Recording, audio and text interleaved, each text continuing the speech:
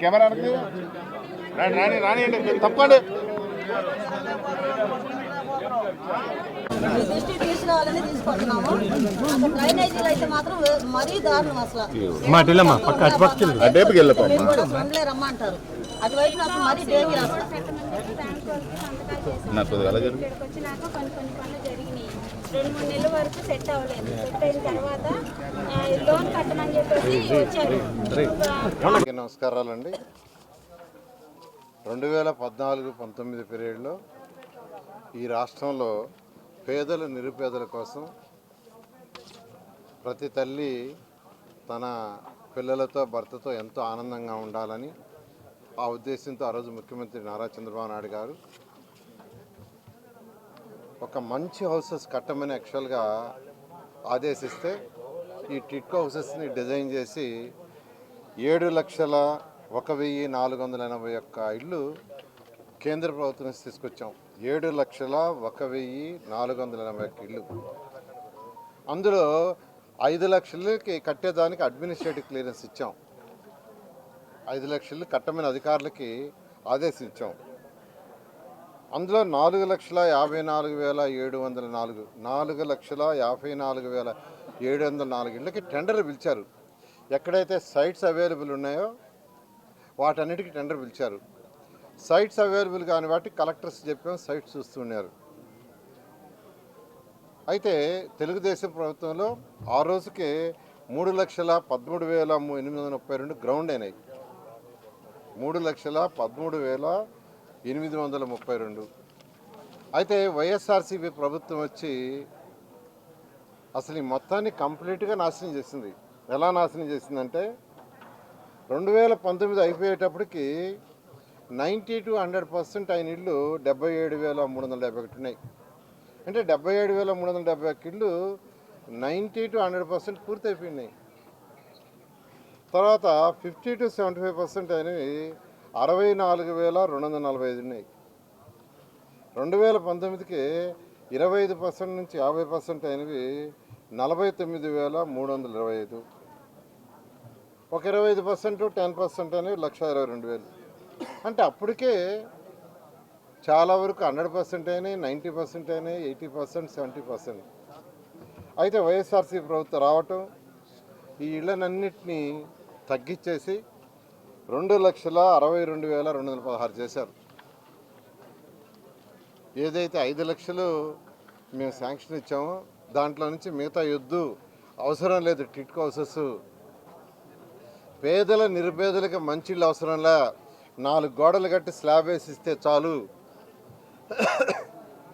4 గోడలు ఒక స్లాబు అలాంటి ఇల్లు కడితే చాలని టిట్కో హౌసెస్ ఏదైతే 5 లక్షలు మేము శాంక్షన్ ఇచ్చామో దాంట్లో నుంచి తీసేసి 2,62,200 చేశారు. దాంట్లో కూడా కంప్లీట్ చేసింది 1,67,000. ఈ 1,67,000లో కూడా 77,000 మేమే పూర్తి చేసినాం. ఆ రోజు ముఖ్యమంత్రి గారు అనేక దేశ విదేశాలు చూసి ఆ దేశాల్లో పేదలు నిరుపేదలకు ఎట్టున్నాయో అలాంటి ఇళ్ళు కట్టమని చెప్తే అలాంటి ఇళ్ళు కట్టాం. చక్కటి vitrified tiles, A grade, 2 feet by 2 feet, front door frame teakwood, తర్వాత వచ్చే అటకలు, కిటికీలు high quality, doors high quality. అంతేకాదు డిజైన్ చేసిన రోడ్డు ఇప్పుడే ఎమ్మెల్యే గారు చెప్తున్నారు, ఇక్కడ వేసిన రోడ్డు నాసిరకం రోడ్డు వేసారు వాళ్ళని. High quality roads, drain, underground drain. ఇక్కడ ఒక చిన్న అంగన్వాడీ స్కూల్ పెట్టాలని, ఇక్కడ చిన్న షాపింగ్ కాంప్లెక్స్ పెట్టాలని, ఇక్కడ మళ్ళీ ఒక కమ్యూనిటీ హాల్ పెట్టి ఇవన్నీ డిజైన్ చేసాం. ఎక్కడ అర్బన్ హౌసెస్ కట్టినా, ఎక్కడ టిట్కో హౌస్ కట్టినా ఖచ్చితంగా కమ్యూనిటీ హాల్ ఉండాలా. ఏదైనా పెళ్ళిళ్ళు కానీ ఫంక్షన్లు కానీ చేసుకోవటానికి, పిల్లలు చదువుకోవడానికి అంగన్వాడీ స్కూలు, పెద్ద కాంప్లెక్స్ అయితే స్కూల్ ఉండాలా. ఇలా అన్ని వసతులతో యాక్చువల్గా డిజైన్ చేసాం. అయితే 2019లో ప్రభుత్వం మారడంతో వాళ్ళు మొత్తం రాష్ట్రం మొత్తం నాశనం చేశారు.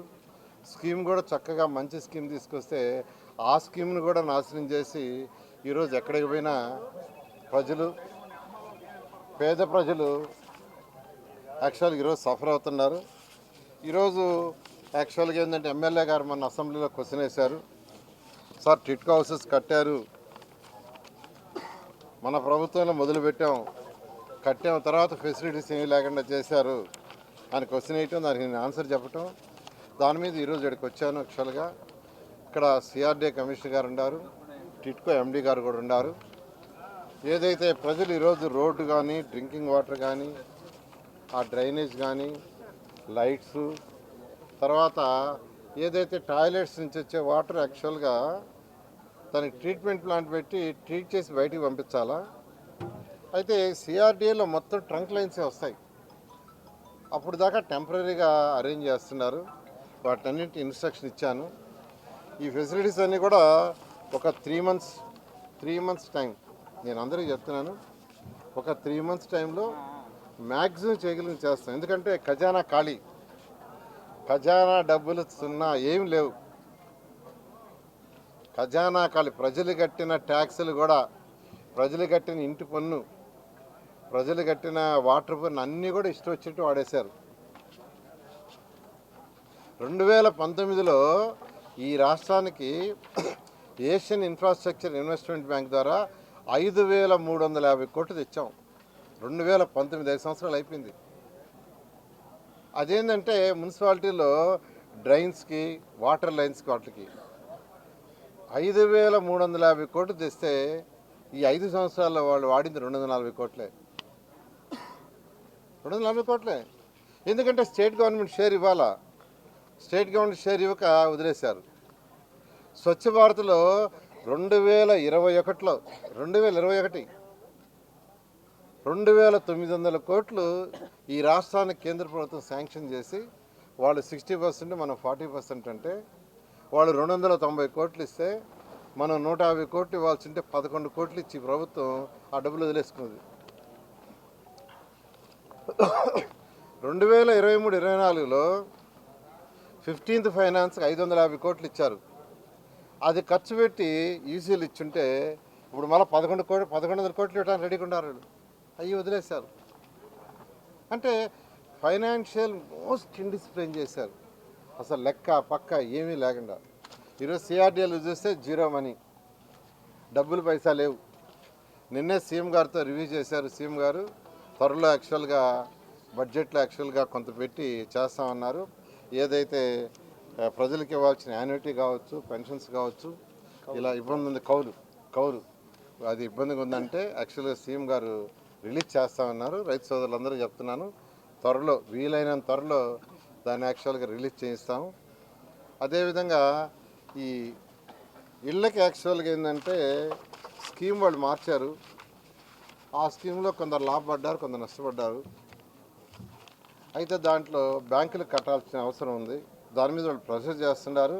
దానికి కొంత టైం వచ్చేటట్టుగా చేయమని ఎమ్మెల్యే గారు రిక్వెస్ట్ చేస్తున్నారు. అది సీఎం గారితో మాట్లాడి బ్యాంక్ వాళ్ళని పిలిచి యాక్చువల్గా దాన్ని ఎంతవరకు చేయగలం అంతవరకు చేయడానికి ప్రయత్నిస్తామని అందరికీ తెలియజేస్తాం. Thank you.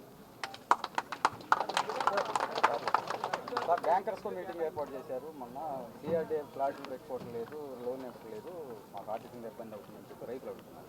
అదే ఆ విషయం నేను చెప్పింది. ఇప్పుడు రైతులందరూ నన్ను అడిగింది, ఎమ్మెల్యే గారు ఇచ్చిన రిప్రజెంటేషన్ అదే. దాన్ని సీఎం గారితో మాట్లాడి, బ్యాంకర్స్ని పిలిచి మాట్లాడి కొంత టైం ఇచ్చేటట్టుగా వాళ్ళకి చేయడం ట్రై చేస్తాం. Will try. మౌలిక వసతులు చాలా చోట్ల హడావిడిగా ఇచ్చేస్తున్నారు. చాలా చోట్ల ఇప్పుడు మౌలిక వసతుల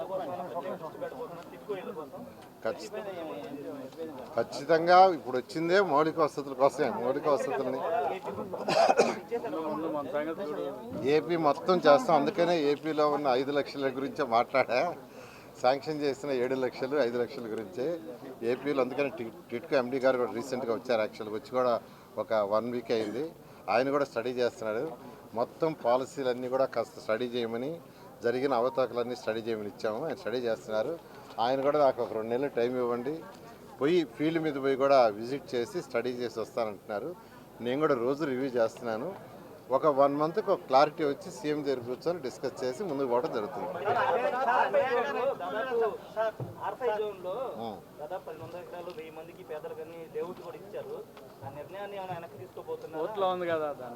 అది ఇష్యూ కోర్టులో ఉంది కాబట్టి దాని గురించి మనం మాట్లాడుకోవటం బాగుండదు. దృష్టికి తీసుకొచ్చారు కదా, రైతు కూలీలు అన్యాయంగా వాళ్ళకి పెన్షన్ తీసేశారు, చాలా 5 ఏళ్ళు వాళ్ళు నష్టపోయారు. వాళ్ళ విషయం ఎటువంటి నిర్ణయం తీసుకోబోతున్నారు ఎమ్మెల్యే గారు? వాళ్ళకి మంచి పాజిటివ్ నిర్ణయం తీసుకోబోతున్నారు. ఇది 5 ఏళ్ళు నష్టపోయారు కాబట్టి సీఎం గారితో నిన్న చెప్పాము.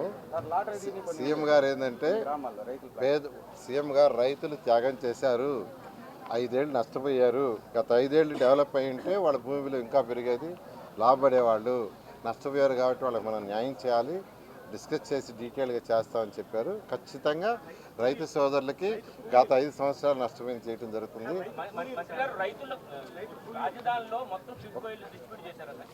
రైతు కూలీలకు ఏదైతే అది తీసేశారో పెన్షను, దాని విషయం రైతులు అడిగారు, ఎమ్మెల్యే గారు అడిగారు.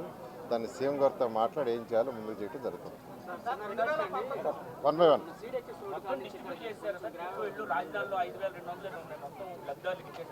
కొన్ని ఇళ్ళు ఇంకా ఇవ్వాల్సినవి ఉన్నాయి, కొద్దిళ్ళే, ఎక్కువ కాదు. వాటిని కూడా త్వరలో ఫైనలైజ్ చేస్తాం. సార్ కొన్ని గ్రామాల్లో ప్లాట్లు లాటరీ తీసి ఇవ్వలేదు సార్.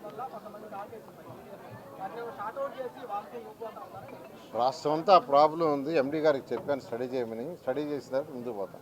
ఎందుకంటే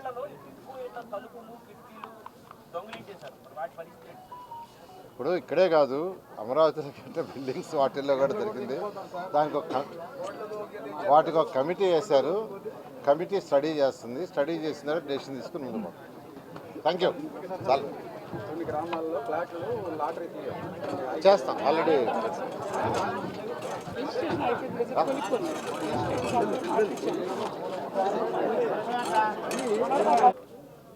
డ్రైనేజీ సమస్య ఉంది. ఆ డ్రైనేజీ ఏదైతే ట్రీట్మెంట్ ప్లాంట్స్ ఉన్నాయో వాటి దగ్గర దుర్వాసన వస్తూ ఉంది అనేది చెప్పారు. అంతేకాదు మరీ ముఖ్యంగా దొండపాడు, ఐనవోలు, ఇతర ప్రాంతాల్లో చుట్టుపక్కలన్నీ కూడా కంప చెట్లు మొలిచి చాలా ఇబ్బందికరంగా ఉంది. లైట్లు లేవని, పైనుంచి వచ్చే డ్రైనేజీని సక్రమంగా బయటికి పంపే మార్గం లేక దుర్వాసన వస్తుందని, ఇటువంటి సమస్యలన్నీ నా దృష్టిలో పెట్టిన మేరకు అసెంబ్లీలో ఈ అంశం మీద చర్చకు ఒక ప్రశ్న అడగడం జరిగింది. ఆ ప్రశ్నకు సమాధానంగా మంత్రి వర్యులు నారాయణ గారు ఈ రోజున ఇచ్చిన సమాధానమే కాకుండా త్వరగా ఈ కార్యక్రమాన్ని అమలు చేయాలని, ఇక్కడున్న సౌకర్యాలు లేవని తొలగించాలనే ఉద్దేశంతో పర్యటనకు శ్రీకారం చుట్టారు. చాలా అభినందనలు తెలియజేస్తా ఉన్నాను.